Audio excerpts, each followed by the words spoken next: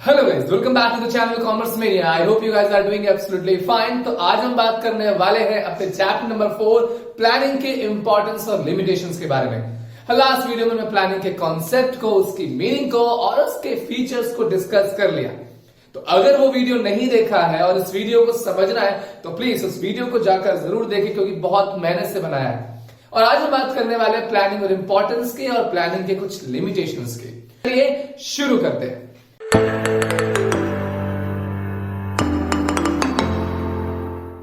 तो प्लानिंग की पहली इंपॉर्टेंस क्या है? तो प्लानिंग प्रोवाइड डायरेक्शन, प्लानिंग दिशा दिखाती है। प्लानिंग में हम करते क्या है? कहते हैं कि planning deciding in advance future course of action. पहले से डिसाइड कर लिया जाता है कि हमारा फ्यूचर में कोर्स ऑफ एक्शन क्या होगा।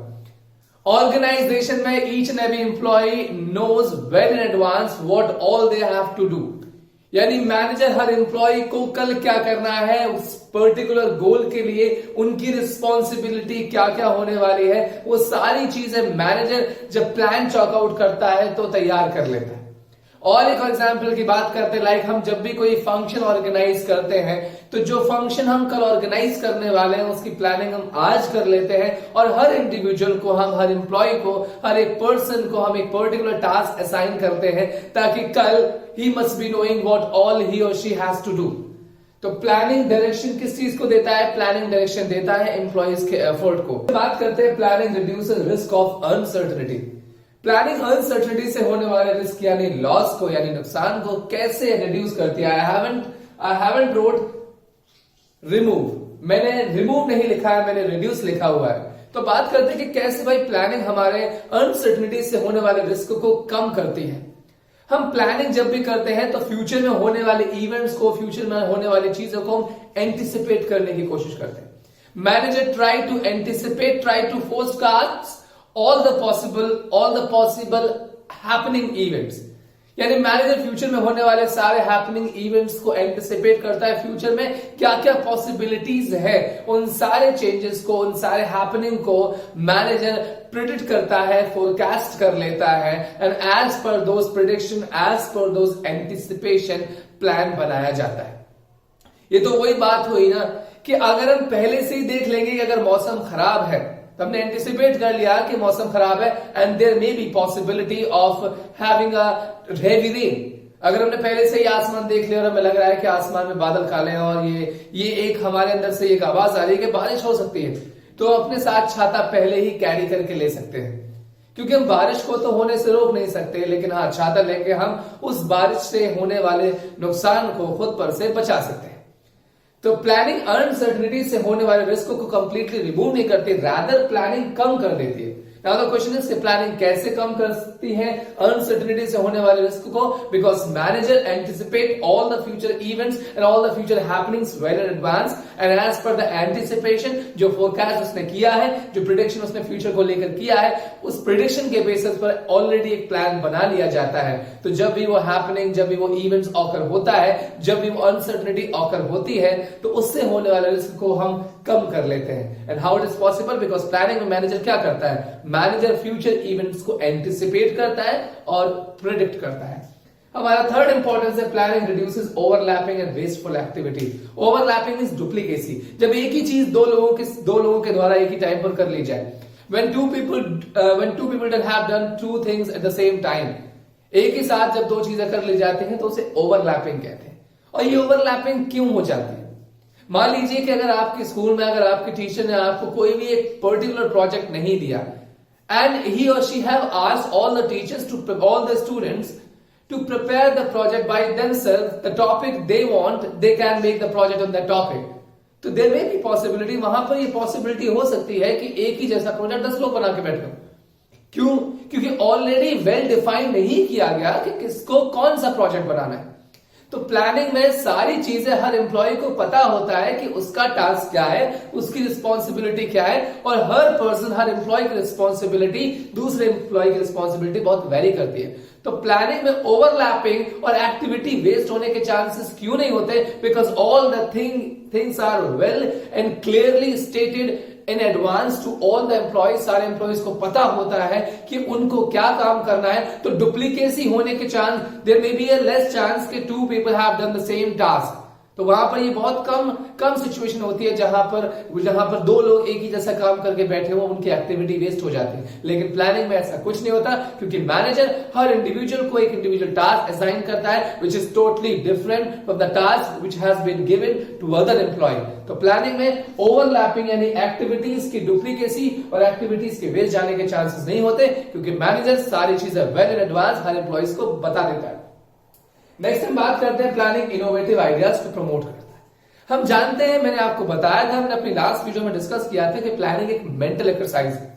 Planning is not a physical exercise. यहां पर हम कुछ भी फिजिकलिटी से कुछ नहीं कर रहे, रिसोर्सेज का अरेंजमेंट नहीं हो रहा है, यहां पर हम सिर्फ थिंकिंग प्रोसेस पर फोकस कर रहे हैं। Planning is all about what we think.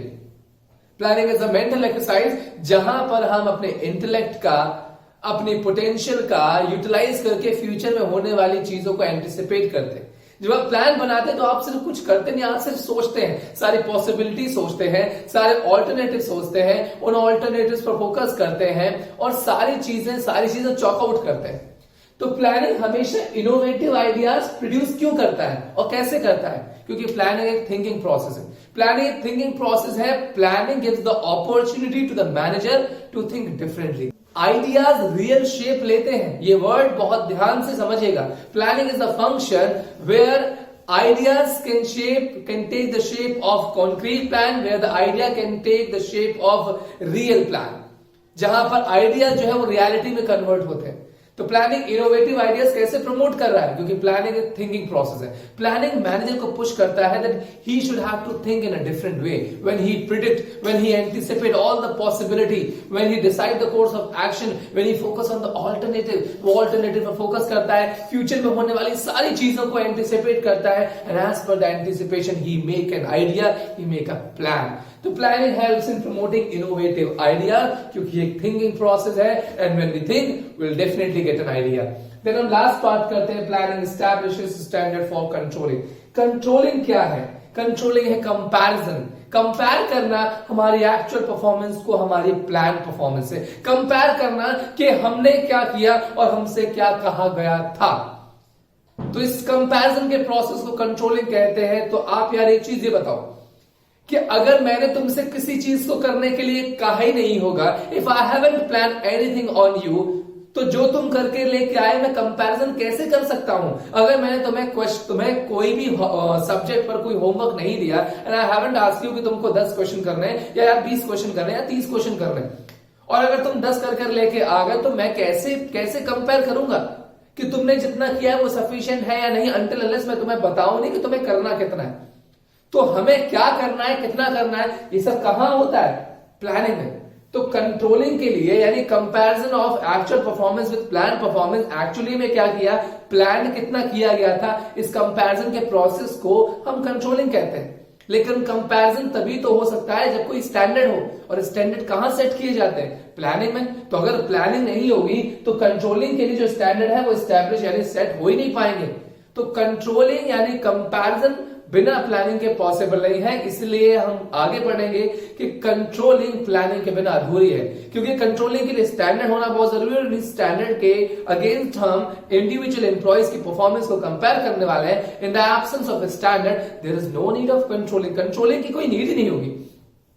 तो ये तो हमने बात कर ली प्लानिंग के इंपॉर्टेंस के बारे में, जहां पर हमने समझा कि प्लानिंग एम्प्लॉयज के एफर्ट को डायरेक्शन प्रोवाइड करता है by stating all the thing in advance. फिर हमने बात की planning reduces the risk of uncertainty.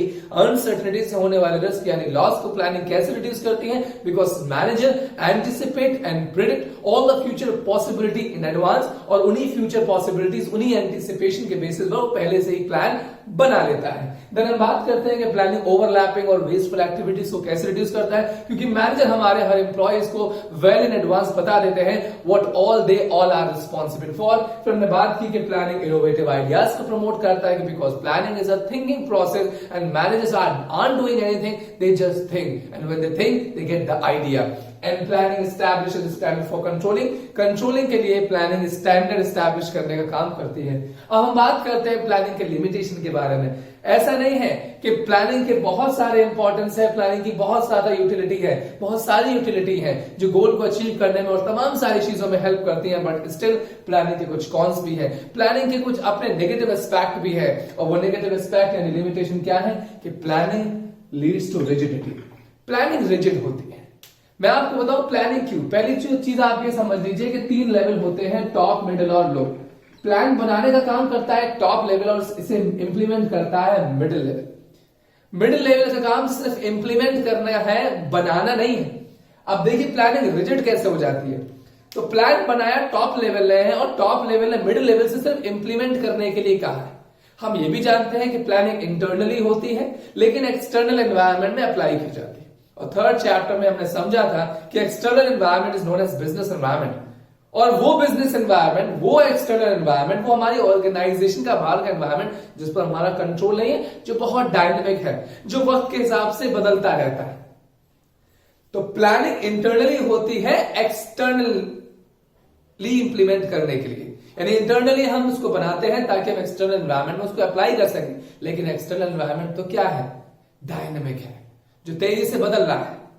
और प्रॉब्लम ये नहीं है कि एक्सटर्नल एनवायरनमेंट बहुत तेजी से बदल रहा है, प्रॉब्लम ये है कि टॉप लेवल मिडिल लेवल को उसमें कोई भी चेंजेस करने का स्कोप या होप देता नहीं है। और जब सर्कमस्टेंसेस आते हैं और जब उसमें चेंज नहीं कर पाते हैं तो प्लानिंग रिजिड हो जाती है। तो प्लानिंग रिजिड क्यों है? Because managers haven't got any authority to make any changes. Managers के पास कोई अथॉरिटी है नहीं, यानी टॉप लेवल है बनाकर मिडिल लेवल को दे दिया और कोई भी अथॉरिटी, कोई भी ऑटोनॉमी उसको लेकर नहीं दी कि तुम इसमें कोई चेंजेस कर लेना अगर जरूरत पड़े। और जब जरूरत पड़ती है और जब वो चेंज नहीं कर पाते तो प्लानिंग रिजिड हो जाती है। उसके बाद हम बात करते हैं प्लानिंग में not work in dynamic environment. इसी का एक पार्ट है, मैंने बताया कि प्लानिंग आप इंटरनली करते हैं लेकिन वो अप्लाई होती है external environment. External environment which is known as dynamic, which is known as business environment. Business environment कैसा है? डायनेमिक है, कीप्स ऑन चेंजिंग, बदलता रहता है भाई। तो आप ऐसी किसी चीज के लिए कैसे प्लान कर सकते हो जो बहुत तेजी से बदलती है? आप कैसे प्लान कर सकते हो? आपको क्या पता है कि कल कौन सी टेक्नोलॉजी आने वाली है? आपको क्या पता है कि आईफोन कौन सा नया प्रोडक्ट लॉन्च करने वाला है? सैमसंग को क्या पता? सैमसंग का कोई आइडिया है कि आईफोन क्या प्रोडक्ट करने वाला है, आईफोन क्या लेकर आने वाला है? तो प्लानिंग इंटरनली की जाती है एक्सटर्नल इंप्लीमेंट करने के लिए, और एक्सटर्नल एनवायरनमेंट बिजनेस एनवायरनमेंट जो कि डायनेमिक है। तो कभी कभी डायनेमिक एनवायरनमेंट में हमारी प्लानिंग क्या है, काम नहीं कर पाती। जैसे हमने अपने प्रोडक्ट के प्राइस रखे 12, क्योंकि हमारे प्रोडक्ट के प्राइस पर हमारा कंट्रोल है। हम अपने प्रोडक्ट के प्राइस को सेट कर सकते हैं, but we don't have any control over the prices of the competitor. उसने 10 रख दिया तो क्या हुआ, हमारे सारे कस्टमर कहां जाकर गिरे, हमारे कॉम्पिटिटर के पास। हमारी प्लानिंग काम नहीं करी, क्यों? डायनेमिक एनवायरनमेंट है और कॉम्पिटिटर उसी एक्सटर्नल, उसी बिजनेस एनवायरनमेंट और उसी डायनेमिक एनवायरनमेंट का पार्ट है। तो प्लानिंग डायनेमिक एनवायरनमेंट में काम नहीं करती। एक और एग्जांपल की बात कर ले, आपने तैयारी की सीबीएसई 2020 के लिए और सीबीएसई ने सडन चेंज कर दिया पैटर्न में, फिर लास्ट ईयर से इस साल का पैटर्न चेंज है। तो आपने तो लास्ट ईयर के पैटर्न से तैयारी की थी लेकिन सीबीएसई ने वो पैटर्न चेंज कर दिया, तो आपकी प्लानिंग अब काम नहीं करेगी। Then planning involves huge cost. Planning को बनाने में बहुत सारी कॉस्ट खर्च होती है। सबसे पहली चीज, चूंकि प्लानिंग एक मेंटल एक्सरसाइज है, इसलिए ऑर्गेनाइजेशन एनालिसिस्ट को, एक्सपर्ट्स को हायर करती है जो उनके लिए प्लान बनाने का काम करते हैं। एंड ऑर्गेनाइजेशन उन एक्सपर्ट्स को एक अच्छी खासी स्टाइपेंड, एक अच्छी खासी सैलरी ऑफर करती है। एंड नॉट ओनली दिस, कि सिर्फ प्लानिंग, जस्ट बिकॉज प्लानिंग एक मेंटल एक्सरसाइज है, organization needs professional experts and analyst to prepare the plan, as well as meetings, surveys, feedback, इन सारी चीजों में भी कॉस्ट खर्च होती है। तो ऑल अराउंड प्लानिंग बनने में जो कॉस्ट है वो बहुत ह्यूज है, कॉस्ट है, बहुत ह्यूज कॉस्ट इनकर्ड होती है if an organization wants to prepare a plan. अब प्लानिंग टाइम कंज्यूमिंग भी है। अब बात आती है कि प्लानिंग टाइम कंज्यूमिंग क्यों है, प्लान को बनाने में टाइम क्यों लग रहा है? क्योंकि मैंने आपको बताया था कि प्लानिंग की रिक्वायरमेंट तब होती है जब ऑर्गेनाइजेशन के पास एक से ज्यादा ऑल्टरनेटिव है। एक से ज्यादा ऑल्टरनेटिव है तभी तो ऑर्गेनाइजेशन प्लानिंग करेगी। वही बात हुई ना कि अगर एक ही सूट है तो क्या प्लान करोगे? प्लान तो तब करते हो when you have more than one substitute.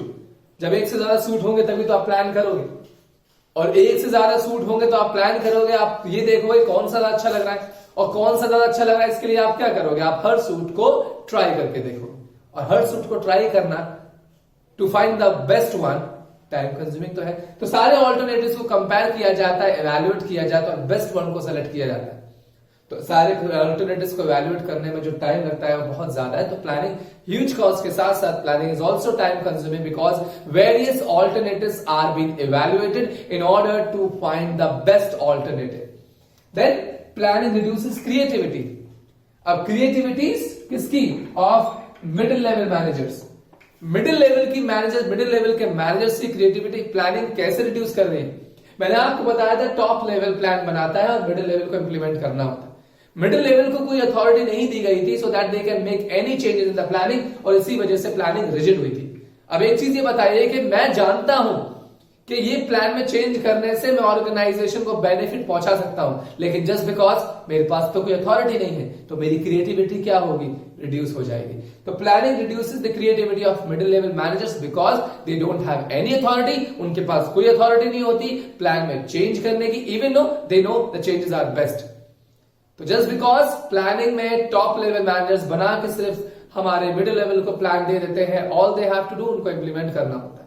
और जब वो सर्कमस्टेंसेस आते हैं and when they want to make a changes but they can't, तो उनकी क्रिएटिविटी जो है वो रिड्यूस हो जाती है। तो प्लानिंग मिडिल लेवल मैनेजर्स की क्रिएटिविटी को रिड्यूस करता है क्योंकि उनके पास कोई भी अथॉरिटी नहीं होती है टॉप लेवल के बनाए हुए प्लान्स को चेंज करने के लिए। Planning does not guarantee success. Planning हमेशा आपको सक्सेस की गारंटी नहीं देती। हाँ, मैं जानता हूं, मैं अपने कहे गए स्टेटमेंट को कॉन्ट्रडिक्ट कर रहा हूं। आई यूज्ड टू से, और मैंने कहा था कि planning helps in achieving the organization goal, but अभी मैं बोल रहा हूं कि प्लानिंग सक्सेस की गारंटी नहीं देती। क्यों?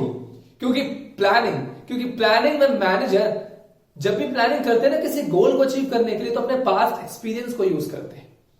यानी इंडिया, आपको क्या लगता है कि इंडिया जिस तरीके से बांग्लादेश को हरा लिया इंडिया ने, ऑस्ट्रेलिया के लिए क्या इंडिया की वही प्लानिंग होनी चाहिए? नहीं। जिस प्लानिंग से उन्होंने बांग्लादेश को हराया था, they should not have to think कि उसी प्लानिंग से वो ऑस्ट्रेलिया को हरा लेंगे, क्योंकि बांग्लादेश अलग है और हमारी ऑस्ट्रेलिया अलग है। तो प्लानिंग सक्सेस की गारंटी इसलिए नहीं देता है because managers use to rely on previously successful plan.